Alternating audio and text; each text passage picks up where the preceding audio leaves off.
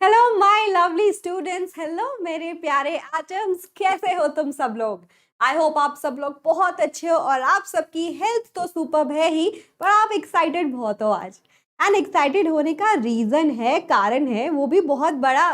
और वो ये है कि हमारी फेमस सीरीज जिसका नाम है VIP, which is very important problems, वो हम आपको प्रेजेंट करें, आप लोगों के लिए लेके आ रहे हैं। ये एक बहुत बड़ा गेम चेंजर है और ये आपकी प्रिपरेशन को सुपर स्ट्रॉन्ग एंड स्ट्रेंथन करने के लिए बहुत काम आएगा। क्योंकि स्टूडेंट्स, इसमें हम क्या कर रहे हैं, हम रिस्पेक्टिव टीचर्स जो भी सब्जेक्ट पढ़ाते हैं उसके हर एक चैप्टर के टॉपिक वाइज जितने भी इंपॉर्टेंट प्रॉब्लम्स हैं and also on the level wise like easy, difficult, medium, उन सब लेवल वाइज पे हम आपको सवाल कराने वाले हैं। तो 10th को बोले बोर्ड्स की तैयारी, 9th को बोले स्कूल की जो तैयारी है वो एकदम सुपर सॉलिड हो जाएगी, क्योंकि हमें पता है कि यही वाले सवाल है जो बार बार घुमा फिरा के पूछे जाते हैं। तो क्या आप सब लोग रेडी हो इस सेशन में मेरे साथ अनुभा मैम, आपकी केमिस्ट्री मास्टर टीचर एट वेदांतो के साथ बने रहने के लिए? चलो हाई फाई दे दो, चलो जल्दी से।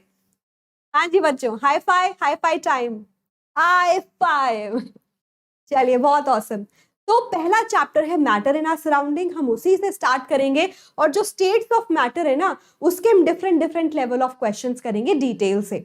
ठीक है, 15 सवाल होंगे with all the level of difficulty. All right, मतलब सारा डिफिकल्टी लेवल। और मैं आपको अपना शेड्यूल भी दिखा देती हूँ, फिर सारे सवाल करेंगे, फिर हम होमवर्क करेंगे। ये पूरे वीक का शेड्यूल है। मैं हट जाती हूँ। आई होप आपने कोई भी सेशन मिस नहीं किया होगा, और अगर ऐसा है तो प्लीज जाके आप सारे के सारे सेशंस को देख सकते हैं इसी चैनल पे, वेदांतो 9th-10th। डन बच्चों? देखो कितना सुंदर सुंदर लिखा है, इंटरेस्टिंग तरीके से। ठीक है, वंडरफुल।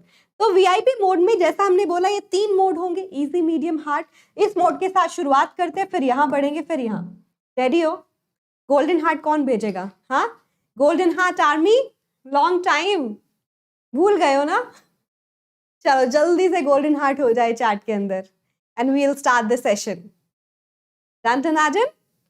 चलिए, यही यही इज्जत प्यार बस आप लोगों से हम लेना चाहते हैं, क्योंकि जब ये मिलता है हम भी उतना ही एक्साइटेड फील करते हैं, हम भी उतने ही मोटिवेटेड फील करते हैं कि स्टूडेंट्स अप्रिशिएट कर रहे हैं हमारे एफर्ट्स को। वो हमारे लिए फ्यूल का काम करता है, और एनर्जी से आप लोगों के लिए और अच्छी अच्छी वीडियोस बनाने के लिए। ऑल राइट, तो लाइक जरूर कर दीजिएगा वीडियो को, अपने दोस्तों को प्लीज जरूर भेजिएगा। एंड अगर आप नए हैं तो सोचिए 9th से 10th ये सारी की सारी आपकी जर्नी बहुत आसान होने वाली है, तो सब्सक्राइब जरूर कर लेना।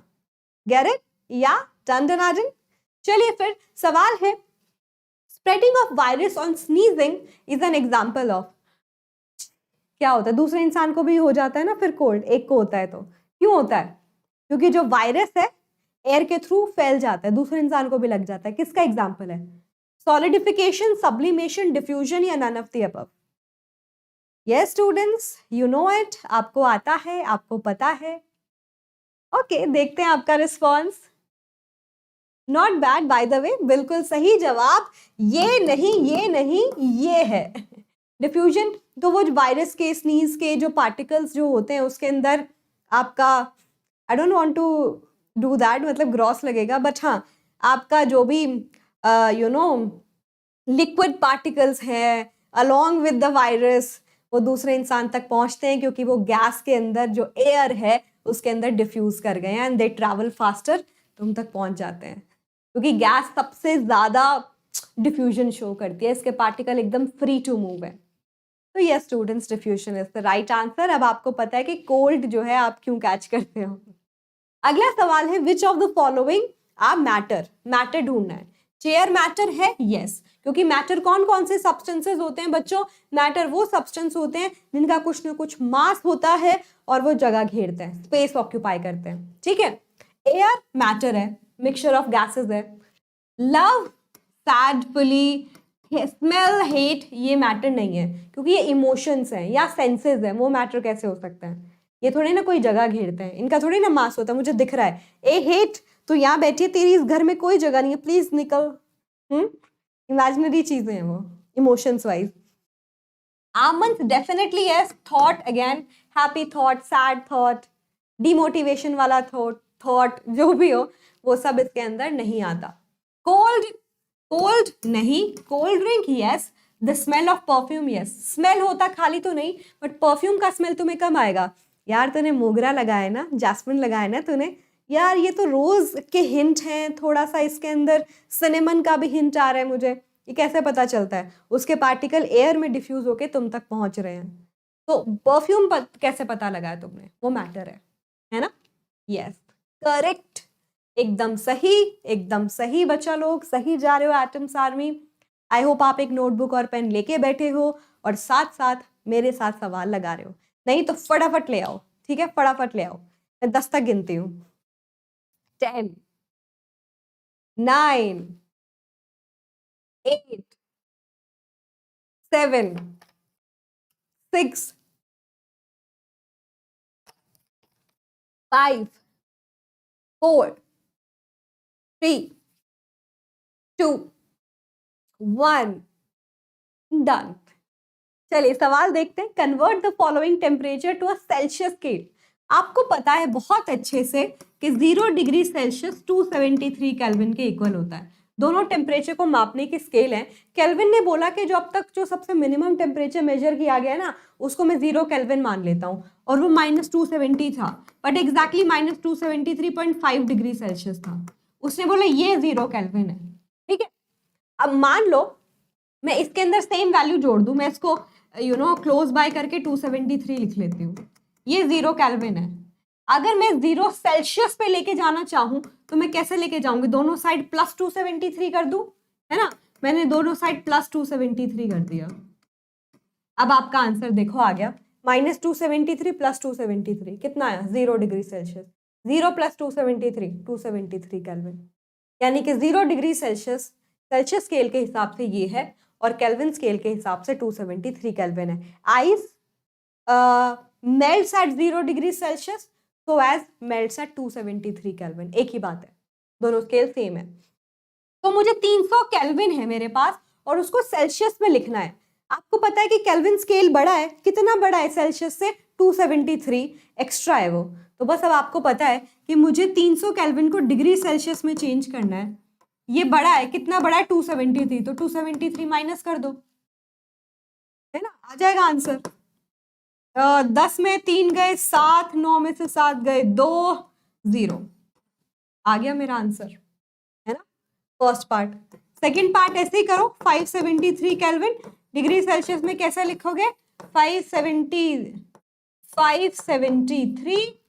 अला मैस हो गया, ये तो मैस हमें अच्छा नहीं लगता, हम सही सही लिखना प्रेफर करते हैं, है ना। 573 माइनस 273 कर लो, 0, 7 में 7 गए 0, 5 में से 2 गए 3, 300 डिग्री सेल्सियस। क्या आपका भी यही जवाब आ रहा है? क्या डिफिकल्ट था? आई डोंट थिंक सो, आसान था ना। मैंने आपको सारे स्टेप्स भी समझा दिए, क्योंकि ये जरूरी है, आपको आना चाहिए, आपको पता होना चाहिए, आपको लॉजिक समझ आना चाहिए, ऐसे कैसे होगा, है ना। क्योंकि लॉजिक नहीं समझ आओगे तो याद करने की, रटने की कोशिश करोगे, रटने की कोशिश करोगे तो भूल जाओगे, 2 दिन याद रहेगा फिर याद नहीं रहेगा, तो यही वाली बात है। चलिए अगला सवाल करते हैं। The smell of hot sizzling food reaches you several meter away, but to get the smell from cold food you have to go close. गरम खाना बहुत जल्दी सूंघ लेते हो, घर में आए मम्मी ने बनाया है हलवा, तुम्हारा फेवरेट गाजर का हलवा है, मूंग दाल का हलवा है, जो भी हलवा तुम्हें पसंद है, तुम्हें स्मेल आ गई, आज तो हलवा बना है, ठंडा हो गया, मम्मी ने ना 4-5 घंटे पहले बना के रख दिया था, तुम्हें आओगे तो पता नहीं चलेगा अनटिल एंड अनलेस किचन में जाके खोल के देख के ऐसे सूंघोगे, है ना। तो क्या फर्क है? फर्क ये है बच्चों कि जब मैं हॉट फूड की बात करती हूँ ना, हॉट फूड में क्या होता है, जब भी खाना गर्म होता है तो उसके जो पार्टिकल्स है वो ज्यादा जल्दी तुम तक पहुंचते हैं, क्योंकि उनके पार्टिकल्स में काइनेटिक एनर्जी ज्यादा होती है, because we know kinetic energy is directly proportional to temperature, ठीक है। जितना ज्यादा टेम्परेचर होगा, जितना ज्यादा टेम्परेचर होगा उतना ही ज्यादा काइनेटिक एनर्जी होगी। तो हीट किया, टेम्परेचर ज्यादा है, तो उन पार्टिकल्स के पास ज्यादा काइनेटिक एनर्जी है टू मूव, तो वो ज्यादा जल्दी तुम तक पहुंचेंगे। But vice versa, cold food मतलब टेम्परेचर कम है, अगर टेम्परेचर कम है तो आपका काइनेटिक एनर्जी भी पार्टिकल्स की कम होगी, कम होगी तो वो तुम तक नहीं पहुंचेंगे जल्दी। सिंपल सी बात है, लॉजिक, सोच रहे हो साइंस कैसे छोटी छोटी चीजों में इन्वॉल्व है, पहले हमने इन चीजों पे ध्यान ही नहीं दिया। अब सोचो हम कनेक्ट कर सकते हैं अपने आसपास को कि अच्छा ऐसा हुआ तो क्यों हुआ। ये इंटरेस्ट जगाए रखोगे ना साइंस में, ऐसा इंक्विजिटिव माइंड अगर तुम रखोगे तो लाइफ में काफी आगे जाओगे। क्या पता तुम भी देश की कोई बड़ी प्रॉब्लम सॉल्व कर दो। मैं हमेशा इस चीज में बिलीव करती हूँ। ये मेरे जो स्टूडेंट्स हैं ना काफी होनहार हैं, काफी समझदार हैं, and they will do something good. बस अपने आप को भटकने मत देना गलत direction. I just say that. या चलो, सवाल है give reason a wooden table should be called as solid. Table बनाने की कोशिश करें क्या?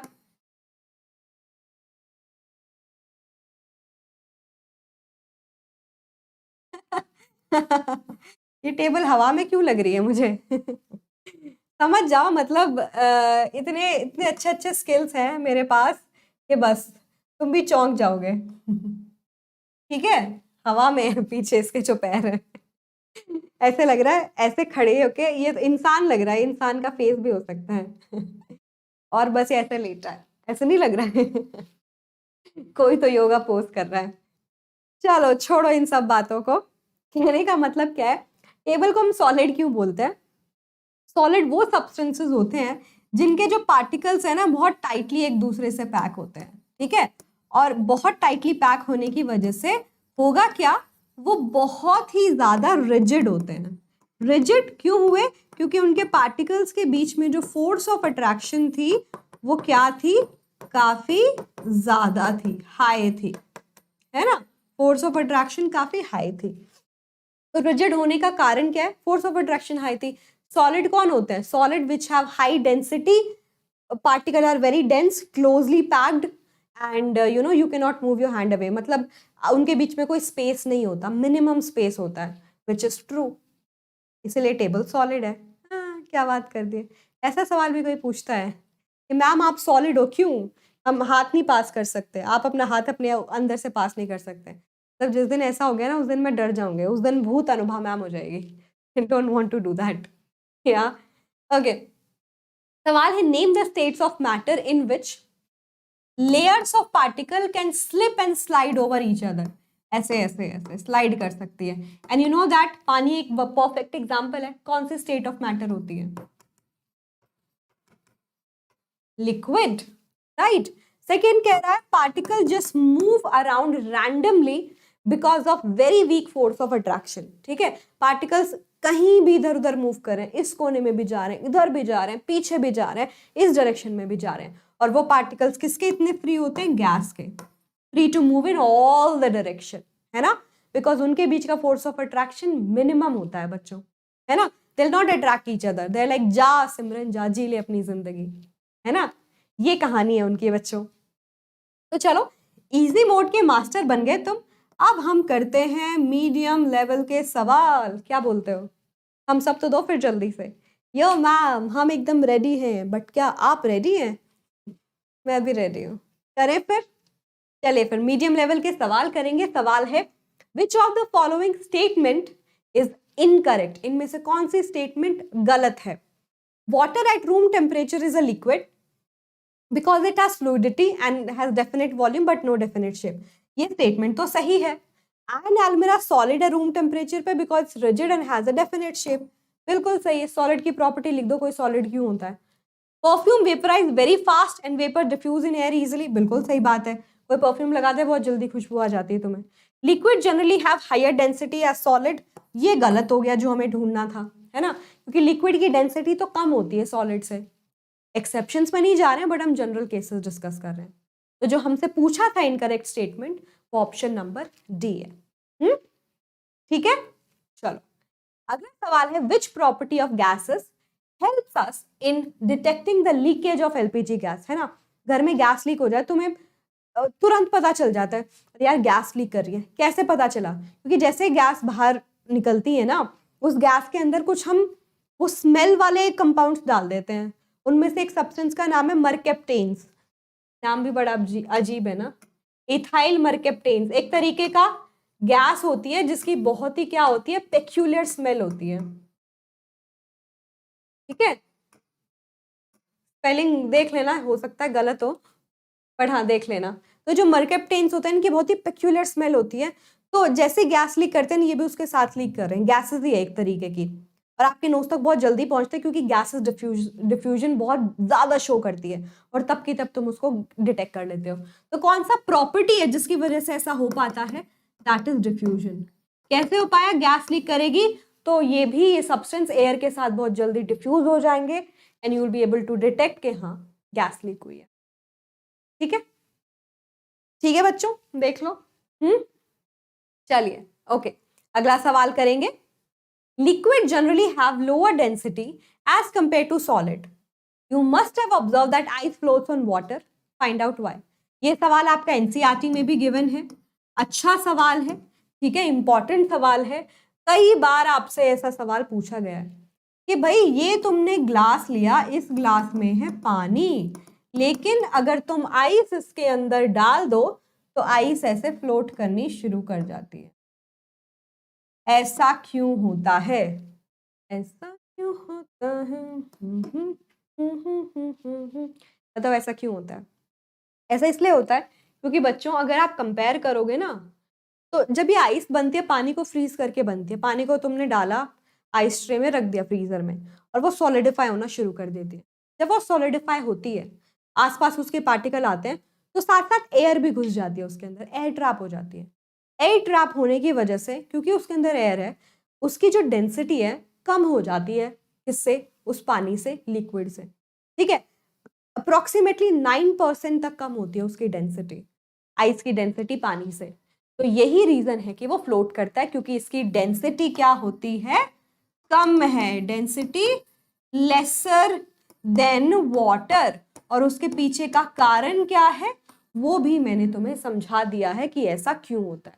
ठीक है बच्चों, 9% लेस देन वाटर, रीजन भी बता दिया, क्योंकि एयर ट्रैप हो जाती है फ्रीजिंग के टाइम पे।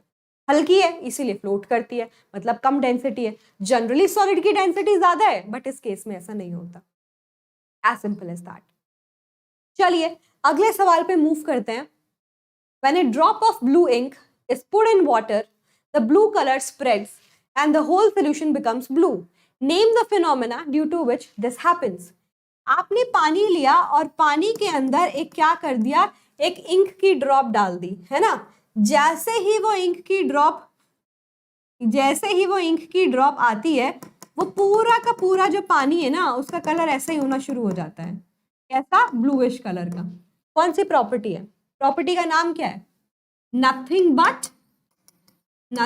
But diffusion. क्यों होता है? डिफ्यूजन की वजह से होता है। Intermixing of particles, ink liquid particles जो है उसके, वो वाटर के लिक्विड पार्टिकल्स के साथ डिफ्यूज कर गए, इंटरमिक्स कर गए, पानी के बीच की सारी जगह ले लेते हैं, यूनिफॉर्मली लेते हैं, तो एक जैसा कलर हमें पूरे पानी में दिखाई देता है। ये डिफ्यूजन है और कुछ नहीं है। राइट बच्चों, मेक सेंस? कि आपको समझ आ गया है? थम्स अप दे दो जल्दी से। थम्स अप टाइम या V time? V for victory, yes. चलिए कि हाँ मैम सही जा रहे हैं।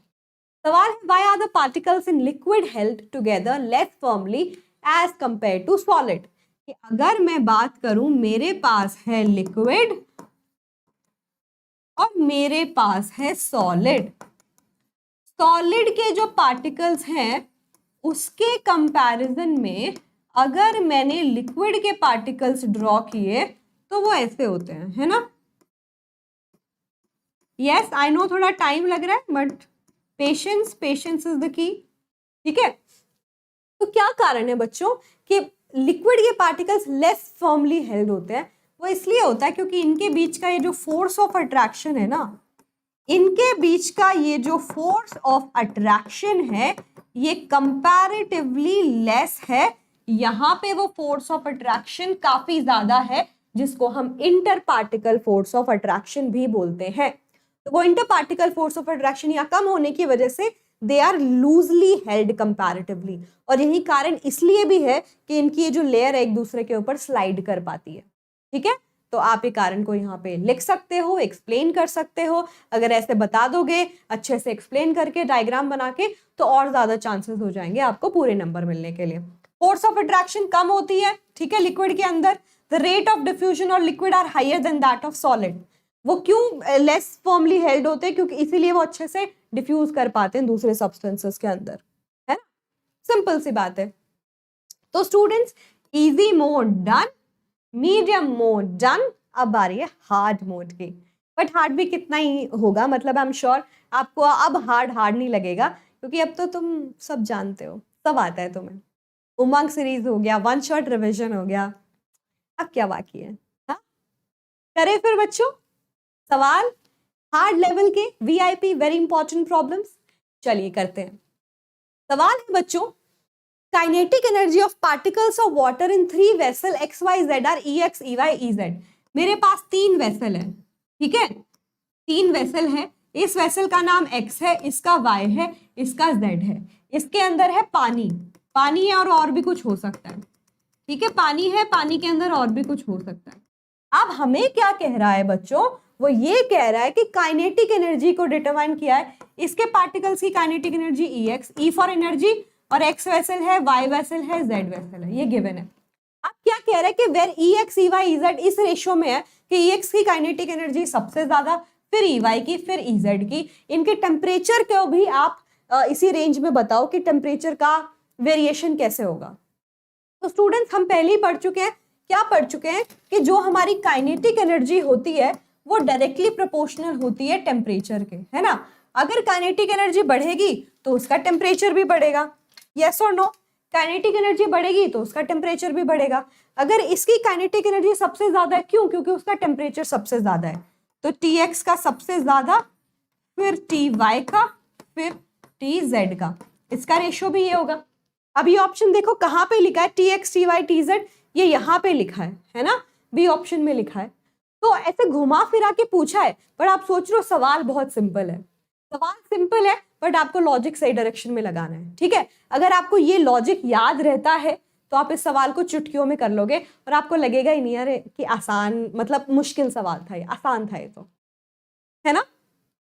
सवाल है find out the incorrect increasing या decreasing order in the following. Force of attraction, oxygen में सबसे कम, फिर वाटर और फिर शुगर।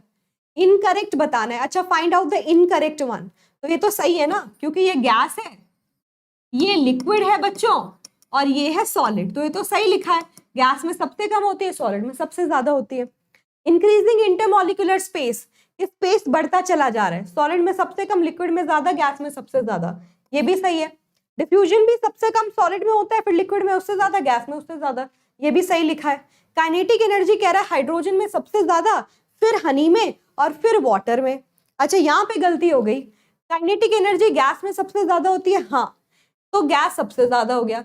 लेकिन जब तुम हनी और वाटर को कंपेयर करोगे, वाटर कम विस्कस है, कम थिक है, वाटर जो है प्योर लिक्विड है, उसके अंदर काइनेटिक एनर्जी ज्यादा होगी। हनी में बहुत सारी शुगर्स है जो उसने वाटर के साथ बनाई है ना, वो बहुत ज्यादा थिक होता है, इसकी जो काइनेटिक एनर्जी है वो तो कम होगी ना, तो ये सबसे कम होना चाहिए, तो ये गलत हो गया, है ना? इनकरेक्ट ऑर्डर ढूंढना था हमें, वो ऑप्शन कौन सा है? डी है। समझ लो, एक बार देख लो, किसी को कोई कंफ्यूजन तो नहीं है? बताओ मुझे, कोई कंफ्यूजन है तो? आपकी कमेंट्स देख के हम रिप्लाई भी करेंगे, ठीक है? समझ में आ गया क्या खराबी, क्या गलती थी? चलो, ओके। अगला सवाल नंबर 14, a balloon when kept in sun burst after some time, why? घुमा फिरा के बात वही है, एक हमारे पास बलून था, ठीक है, ये मेरा बलून था, इसको ना सन में रख दिया।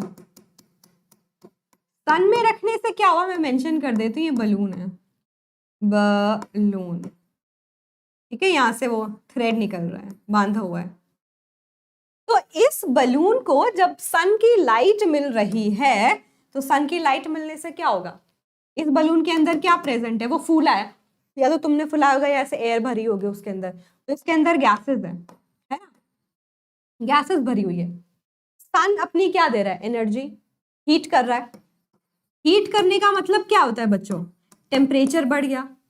टेम्परेचर बढ़ गया तो गैस जो है उनकी काइनेटिक एनर्जी पार्टिकल्स की वो भी बढ़ गई। तो अब क्या देखोगे, ये जो बलून है इनके अंदर जो काइनेटिक एनर्जी है पार्टिकल्स की वो बढ़ गई, और ज्यादा मूव करेंगे, और इसकी वॉल पे प्रेशर लगाते रहेंगे, प्रेशर लगाते रहेंगे, वो थोड़ा सा और बड़ा भी होगा। क्यों? क्योंकि और गैस उस पर प्रेशर लगा रही है, उसको और फिल करने की कोशिश करिए और वॉल्यूम बढ़ाने की कोशिश करिए। ऐसे पुश करेगा, पुश पुश पुश, एक टाइम पे इतना फोर्स हो जाएगा, बर्स्ट कर जाएगा, फूट जाएगा। यही कारण है। समझ में आ गया कि क्योंकि सन हीट प्रोवाइड करेगा जिससे कि इसके अंदर की गैसेस का टेम्परेचर बढ़ गया, जिसकी वजह से उनकी काइनेटिक एनर्जी बढ़ गई और वो एक बलून की वॉल पे काइनेटिक एनर्जी से मूव करने लग गए, प्रेशर लगाने लग गए। अब प्रेशर से वो बढ़ता चला जाएगा, बढ़ता चला जाएगा, एक टाइम पे इतना स्ट्रेच हो गया कि वो प्रेशर इतना ज्यादा हो गया कि वो बर्स्ट कर जाएगा, फूट जाएगा, सिंपल भाषा में बोले तो अगेन काइनेटिक एनर्जी, टेम्परेचर, वही सारे रोल्स हैं जो आपको बहुत अच्छे से अपने दिमाग में बिठा के रखने हैं। ऐसे कोई कंफ्यूजन नहीं क्रिएट करो। ओके, सवाल नंबर 15 कह रहा है, वो भी बहुत अच्छा सवाल है। When ice at -10 degree Celsius is slowly heated, temperature of ice gradually increases. मैंने एक कंटेनर लिया, इस कंटेनर में मैंने आइस डाल दी, ठीक है। इस कंटेनर में बहुत सारी आइस पड़ी थी, राइट। इस कंटेनर में बहुत सारी आइस पड़ी थी और ये मैंने ऐसे वायर गॉज लगा के यहाँ पे उसको क्या किया, हीट करना शुरू कर दिया, ठीक है। जैसे हीट करेंगे, हमने क्या किया हुआ था, इसके अंदर एक क्या डाला हुआ था, इसके अंदर एक क्या डाला हुआ था, थर्मोमीटर डाला हुआ था। थर्मोमीटर की जो रीडिंग थी स्टार्टिंग में -10 डिग्री सेल्सियस थी जब उसको एकदम से निकाला था। अब मैं उसको धीरे धीरे धीरे धीरे हीट करना स्टार्ट कर देती हूँ, तो थर्मोमीटर पे ना ये टेम्परेचर बढ़ना शुरू हो जाएगा, इंक्रीज करना शुरू हो जाएगा, ठीक है। -9, -8, -5, फाइनली कितने पे आ जाएगा, फाइनली आ जाएगा 0 डिग्री सेल्सियस पे। जैसे ही 0 डिग्री सेल्सियस पे आएगा ना, it will remain constant for some time और वो आइस पूरा का पूरा वाटर में बदल जाती है और फिर फर्दर राइज करते हैं। इस ऑब्जर्वेशन को एक्सप्लेन करो। तो स्टूडेंट्स, ऐसा होता क्यों है? ऐसा सिंपली इसलिए होता है क्योंकि जो भी हम इसको हीट दे रहे हैं ना, जैसा हमने पढ़ा था, उससे उसकी काइनेटिक एनर्जी बढ़ेगी। सिंपल सी बात है। टेम्परेचर बढ़ाया, इन आइस के अंदर जो सॉलिड में जो फोर्स ऑफ अट्रैक्शन थी बहुत टाइटली पैक थी, अब उनको एनर्जी मिल गई, वो थोड़ा थोड़ा ऐसे ऐसे मूव करना शुरू कर देते अपनी पोजीशन पे, ऑसिलेट करना ऐसे ऐसे ऐसे ऐसे ऐसे ऐसे, ठीक है। थोड़ा थोड़ा टूटेंगे नहीं क्योंकि अभी भी फोर्स ने बाइंड किया हुआ है। तो टेम्परेचर बढ़ते बढ़ते काइनेटिक एनर्जी उनकी बढ़ती चली जाती है। एक टाइम ऐसे आता है कि उनको इतनी एनर्जी मिल चुकी है कि वो टूटने के लिए तैयार है, वो लिक्विड में कन्वर्ट करने के लिए तैयार है। तो वो जो टेम्परेचर है वो 0 डिग्री सेल्सियस होता है कि अब तक इनफ हीट मिल गई, और जैसे वो इनफ हीट मिल जाती है ना, वो लिक्विड में कन्वर्ट कर लेते हैं, सॉलिड लिक्विड में कन्वर्ट हो जाता है। सिंपल सी बात है। लेकिन हीट तो अब भी मिल रही है ना। टेम्परेचर 0 डिग्री सेल्सियस से क्यों रहा? क्योंकि अब जो हीट हम उसको दे रहे हैं वो उसकी काइनेटिक एनर्जी को नहीं बढ़ा रही, बट उनकी फोर्स ऑफ अट्रैक्शन को तोड़ने में यूज हो रही है। कि हम तैयार है एकदम, सेना एकदम तैयार है, बस तुम्हारे हुक्म का आदेश का वेट कर रहे हैं हम, ठीक है। तो अब 0 डिग्री सेल्सियस पे ऐसे आदेश मिलता है, अटैक। तो 0 डिग्री सेल्सियस पे जो भी हीट मिली उन्होंने अपने बीच की फोर्स को तोड़ने के लिए यूज कर लिया, ताकि टेम्परेचर को बढ़ाने के लिए, इसलिए वो टेम्परेचर कांस्टेंट रहता है। अब क्योंकि ये हीट छुपी रह गई, हमें नहीं दिखी, क्योंकि टेम्परेचर तो बढ़ा नहीं, हमारे हिसाब से पता नहीं हीट कहाँ गई, पता नहीं हीट कहाँ गई, मतलब वो लेटेंट हीट है।